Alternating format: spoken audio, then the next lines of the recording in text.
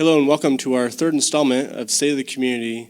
And our episode this time will be on workforce. My name is Keegan Schmicker. I'm the Executive Director of the Tipton County Chamber of Commerce, and I'm joined today by Greg Zirkle. He is with the Miller School of Business at Ball State. Right. Greg, thank you for joining me today. Thank you. It's been a pleasure.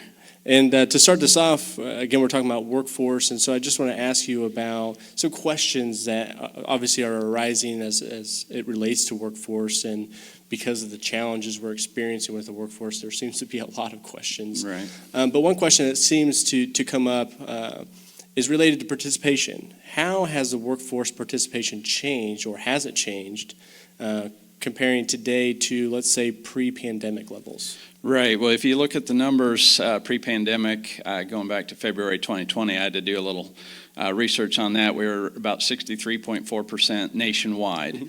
So currently, and it bubbles around between 62 and 63, we're at 62.2%. So we've really not US. seen a big decrease. Just a small decrease. State by state, Indiana is a little above the nation at 62.8 currently, and again, it bounces around. That also puts Indiana ahead of most of the neighboring states, everybody except Illinois.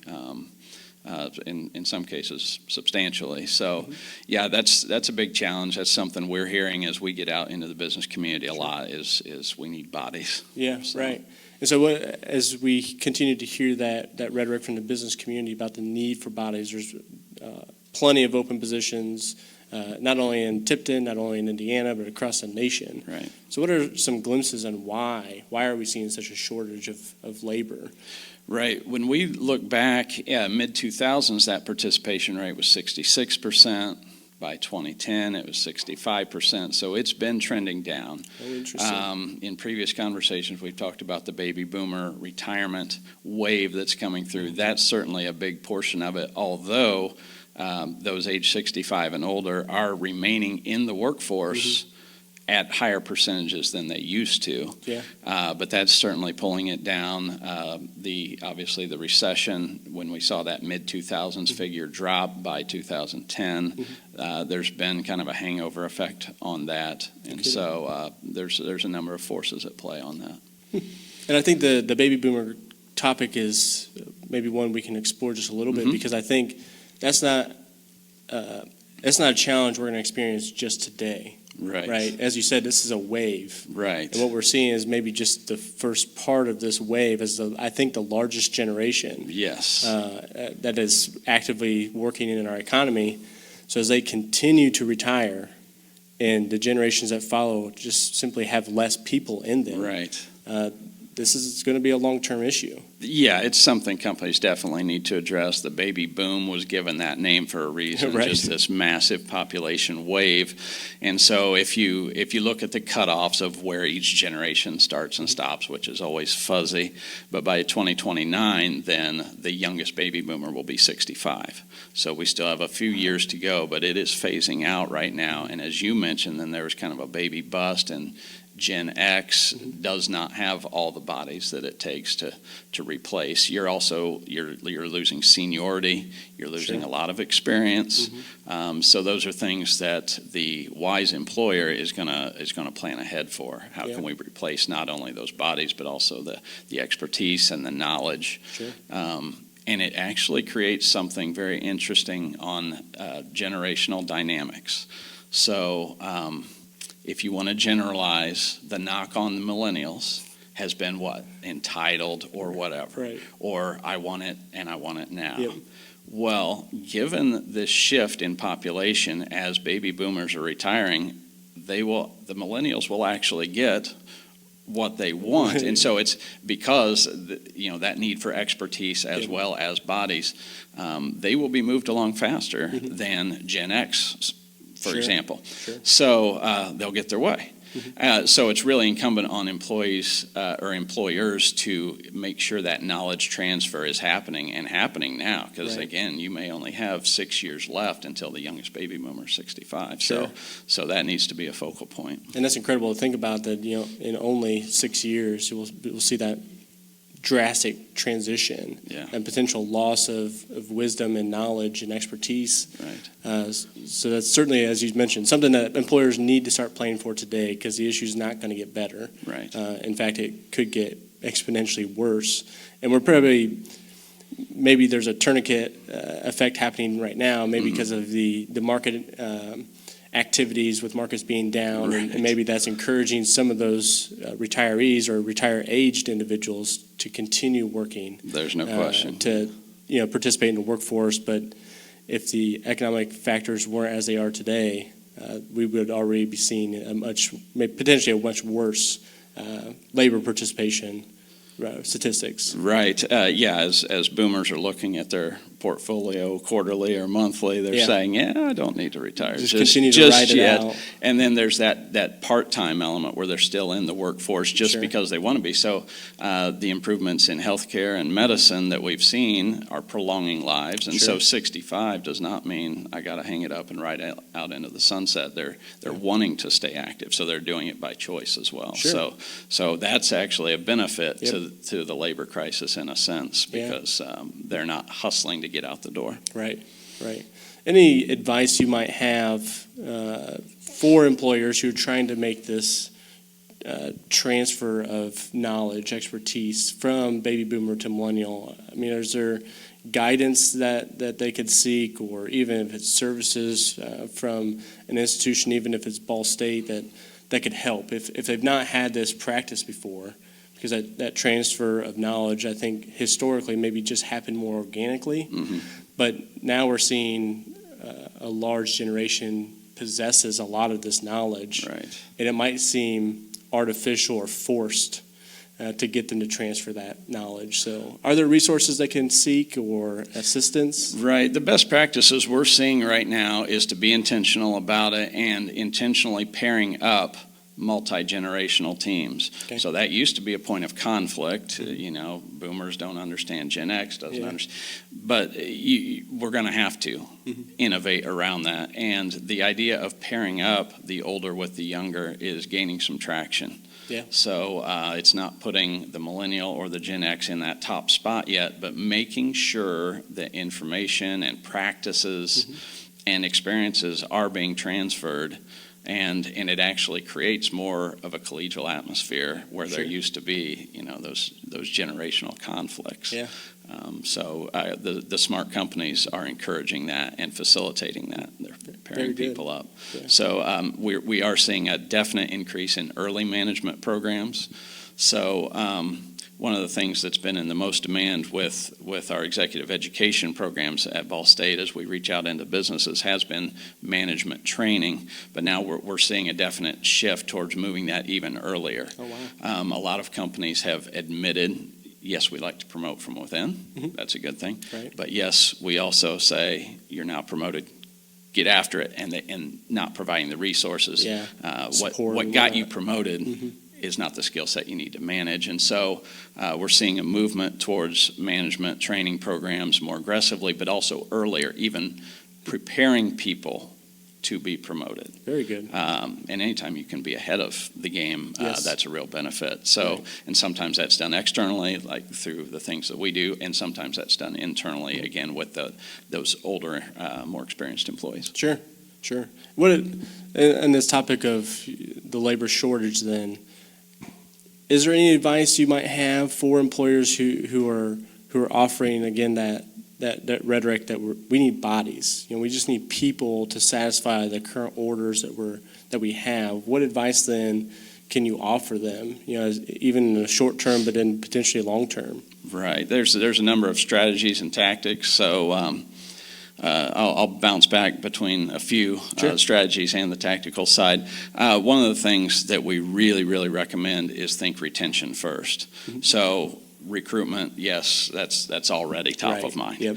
Yeah, you don't have to do that, but there are specific ways to enhance retention. to stop the bleeding, at least within your own organization. And that's not counting retirement. That's just we're just talking turnover there. So there are a lot of ways we can do that with employee engagement. For example, that's a hot button issue, and that's something that we're Gallup certified in our programs to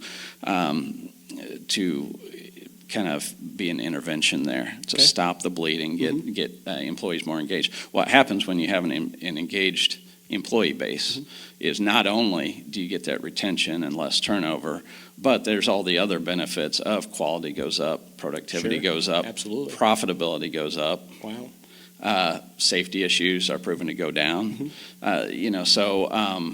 So there's benefits beyond just the workforce part of it when you do that. So first advice would be think retention first. On kind of a tactical side, you obviously, when you're trying to recruit and fill those spaces, you want to be where the people are. Where's the job seeker? So even 10 years ago, maybe it was monster.com. Now Indeed is owning the market for professional work. LinkedIn is becoming a force. They have decided we are not just a social network. We are a jobs engine. So those are the top two places I would recommend on the tactical side that you get your openings out to. And just an added tip on that is make it mobile friendly. Anything you can do to streamline that application process makes you more appealing to get those applications, and literally the ability to do it on the phone is really essential right now. The majority of web traffic goes through phones, so it's so easy to think desktop first. I'm applying for a job, let me get my resume on the screen. But if you can make it mobile friendly, that's just an added tip. There's also some resources at the state level from both Indiana Economic Development Corporation that every employer should look into, as well as the Indiana Chamber of Commerce. There's the Indiana Talent Network is being re-energized, I'd say. There's a new talent portal. The region, I think you guys are in Region 4 of the workforce area, so getting personal connections within those people who know who the applicants are and they know what the jobs are. There just needs to be a lot more free communication in every direction than there has been in the past. For trades or skilled things, I work for a 4-year university, but we know the needs, and we totally support the advanced manufacturing sector and the other trades. So getting into high schools, whether it's one employer at a time or the chamber doing something, it's time to think really openly and really broadly about how to get career paths in front of high school students before they even start to narrow down their paths. So another thing that's on a lot of people's minds is how does the work get done? So this is where that remote worker hybrid team concept comes into play. So for a business in Tipton, if there's a job that does not have to be in Tipton, we would like that to be in Tipton. But if you need a body and that body is in Indianapolis but wants to work remotely and the job can be remote, it's something to look into. It does bring challenges when you're talking about company culture. But again, to fill slots, that's an idea. Also, hybrid teams, if it's a deterrent and you have work that can be done somewhat remote, somewhat in person, hybrid teams are really getting popular. We did a CEO roundtable in September. We're doing another one in December. But we had, I don't know, half a dozen, close to 10 CEOs from around the state of Indiana.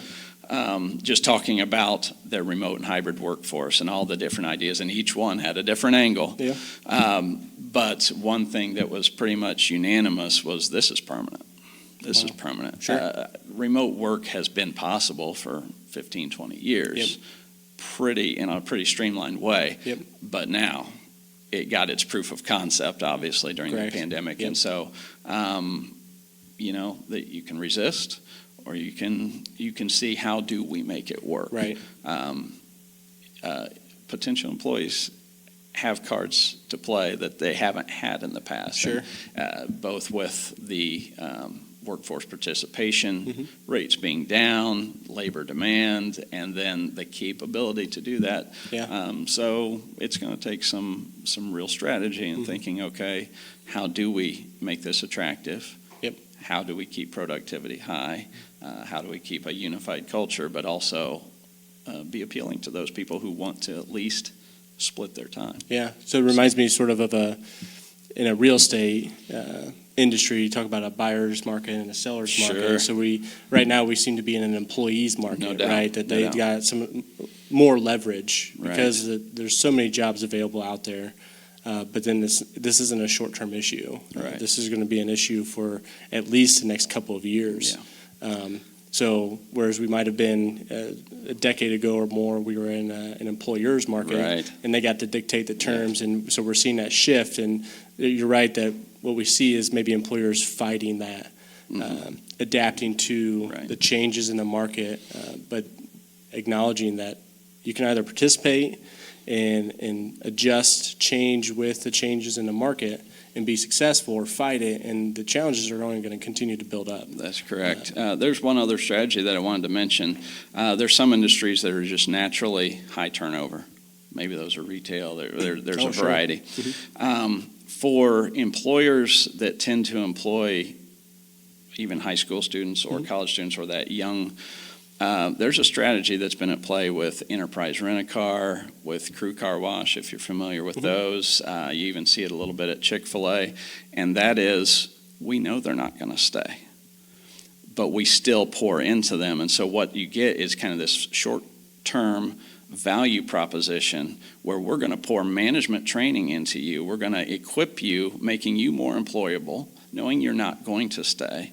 But in the meantime, we get that higher quality of performance. And so there's higher engagement at those companies than there would be at the average, just because they are pouring into their people right away, even when they're young, even knowing they're not going to stay, but then they get that benefit. Because if you go to, those places that I mentioned, generally speaking, the customer experience, Correct. there's a differentiation between some of the others. So that's an investment. That's a strategy that people, especially when they know they've got kind of a transient employee base, it kind of flips the switch. Instead of saying, no, I don't want to invest in them because I know they're not going to stay. It's let's pour investment and get value back. And it works, obviously, for those organizations. So that's something I definitely recommend as a strategy. I would think, too, that from an employee's perspective or a potential employee, that would make that company more attractive. Absolutely. And then potentially those job openings are then competitive. Right. Yeah, very much so. Yeah, and it's because you're making the effort to invest back into them.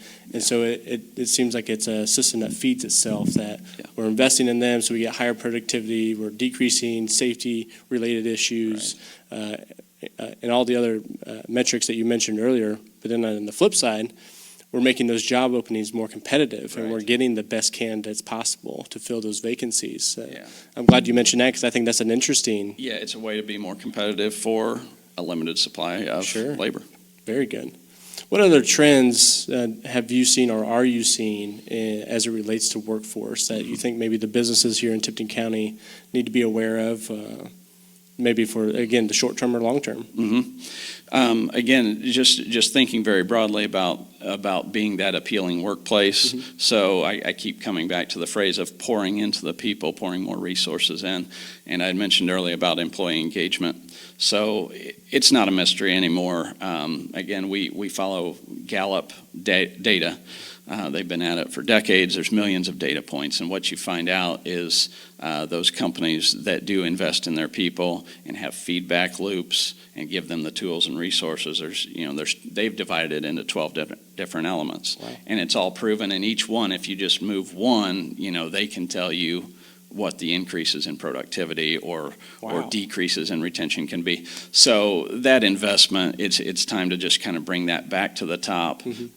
As long as humans are the customers and humans are the labor, we need to take care of our humans. And so human resources as a profession, we're seeing that really transform, not just into payroll and benefits, where it's been thought of as very tactical, but now it's getting a seat at the strategy table from the top level of business, saying this is talent management.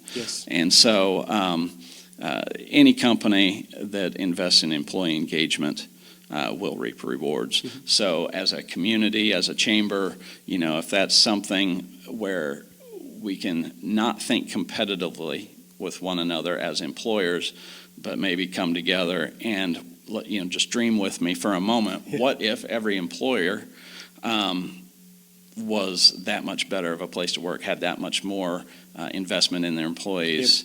Yep. Then the whole community benefits. Absolutely. And the rising tide raises all the ships by everybody being on board with, here's how we're going to approach pouring into our people. So those are some things. The chamber's role, I think, is very valuable. Yep. It can often be underestimated in a rural environment. Sure. But being that information hub for job openings, job training, getting connected statewide, and being the first place that employers look to for information, as well as for education and training. So most chambers, talk about we are there for networking, we're there for advocacy, but also that education piece and just cooperation. It really should be in a nice town like Tipton and a nice area. It should be very neighborly. Right. And so, in a way, we're competing for bodies. But what if we just made the whole county a great place to work? Right.